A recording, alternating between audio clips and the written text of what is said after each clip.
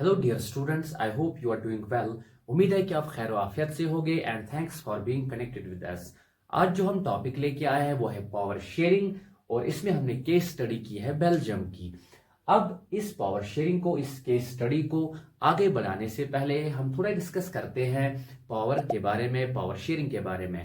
अगर हम power sharing के बारे में बात करें, देखिए मुल्क की जो ओवरऑल स्ट्रेंथ, ओवरऑल पावर जो होता है, इसको हम यूनिट्स में, ऑर्गन्स में डिस्ट्रीब्यूट करते हैं, डिफरेंट लेवल्स पे तकसीम करते हैं।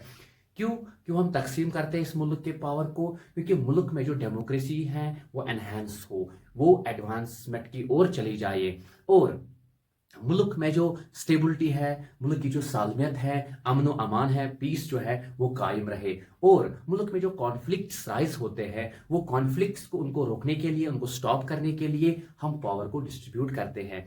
क्यों पावर को डिस्ट्रीब्यूट करते हैं? क्योंकि हम देखते हैं कि देखिए पावर किसी एक हाथ में ना चला जाए और ये मुल्क जो है ये टोटलिटेरियन या अथॉरिटेरियन मुल्क ना बन जाए, इसमें एक टायरेनी वाली जो जालिमाना हुकूमत है वो ना कायम हो। इसीलिए पावर को शेयर किया जाता है। अब आते हैं हम अपने टॉपिक की ओर, जहां पे केस स्टडी होगी बेल्जियम की। अब देखिए बेल्जियम जो है, बेल्जियम के बारे में अगर हम बात करें, एक स्मॉल कंट्री है यूरोप में, इतनी छोटी है जैसे कि हमारे मुल्क में हरियाणा जो स्टेट है, बल्कि उससे भी छोटी है।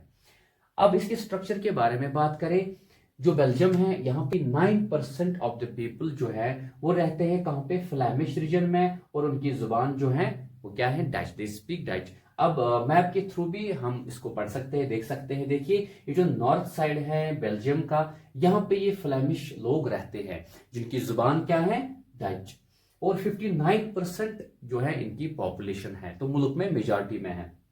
तो दूसरा जो है 40% ऑफ द पीपल जो है वो कहां पे रहते हैं, किस जगह में, किस रीजन में रहते हैं? वैलोनिया रीजन। और उनकी जुबान जो है फ्रेंच। तो ये कहां रहते हैं? साउथ साइड से। जो बेल्जियम है इसका जो साउथ साइड है, तो वैलोन फ्रेंच स्पीकिंग पीपल, वैलोन रीजन जो है, तो वहां पे जो लोग हैं उनकी जुबान क्या है? फ्रेंच। अब उनकी परसेंटेज ऑफ द पॉपुलेशन क्या है?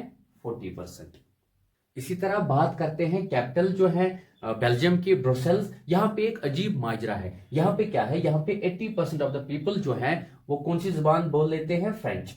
और 20% ऑफ द पीपल जो है कहाँ पे? ब्रुसेल्स यानी कैपिटल में, उनकी जुबान क्या है? डच। यानी जो मुल्क में मेजॉरिटी है, कौन से लोग? डच स्पीकिंग पीपल, वो कैपिटल में माइनॉरिटी है। अब जो लोग पूरे मुल्क में जो माइनॉरिटी में हैं वो क्या है? वो कैपिटल में मेजॉरिटी में है।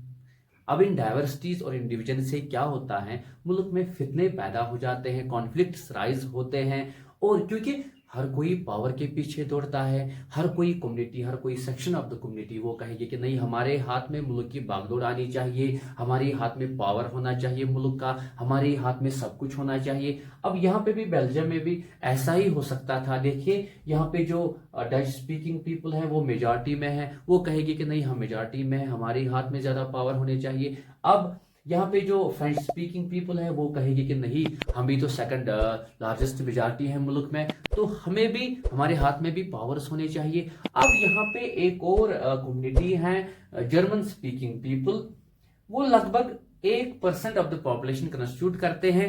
अब मुझे बोले कि इनके हाथ में क्या आएगा?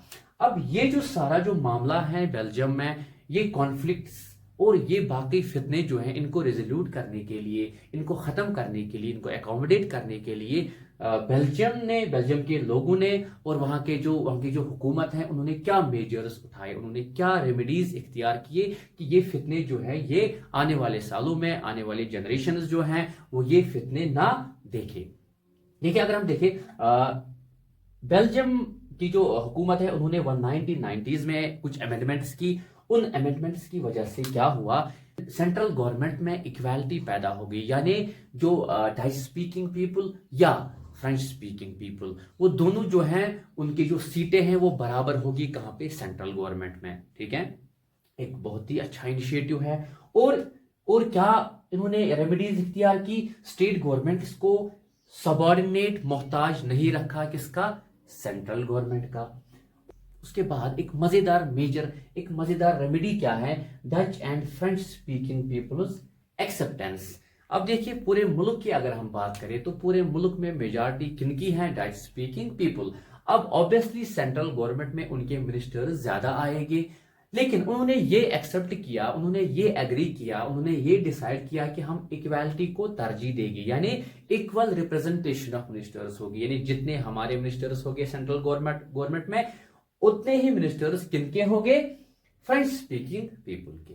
ठीक है, अब इसके बदले में फ्रेंच स्पीकिंग पीपल उन्होंने क्या किया, इन लोगों ने क्या किया, क्योंकि ये ब्रुसेल्स यानी बेल्जियम में क्या है, मेजॉरिटी में है, इन्होंने भी इक्वालिटी को वहां पे तरजीह दी। उन्होंने कहा क्योंकि हम कहां पे, कैपिटल में मेजॉरिटी में है, जिस तरह से उन्होंने क्या किया, उन्होंने इक्वालिटी को तरजीह दी, हम क्या करेंगे, हम कैपिटल में यानी ब्रुसेल्स में इक्वालिटी को तरजीह देगी, जितने मिनिस्टर्स हमारे उतने ही उनके भी होंगे। ठीक है, उसके बाद है एक थर्ड काइंड ऑफ गवर्नमेंट जिसको हम कम्युनिटी गवर्नमेंट कहते हैं, कहां पे, बेल्जियम में। ये इस तीसरी हुकूमत का काम क्या होता है बेल्जियम में, ये जो कुछ सकाफती चीजें जो हैं या तालीम के बारे में कुछ चीजें हैं और लैंग्वेज के बारे में, लैंग्वेज रिलेटेड इश्यूज जो हैं उनको देखती हैं।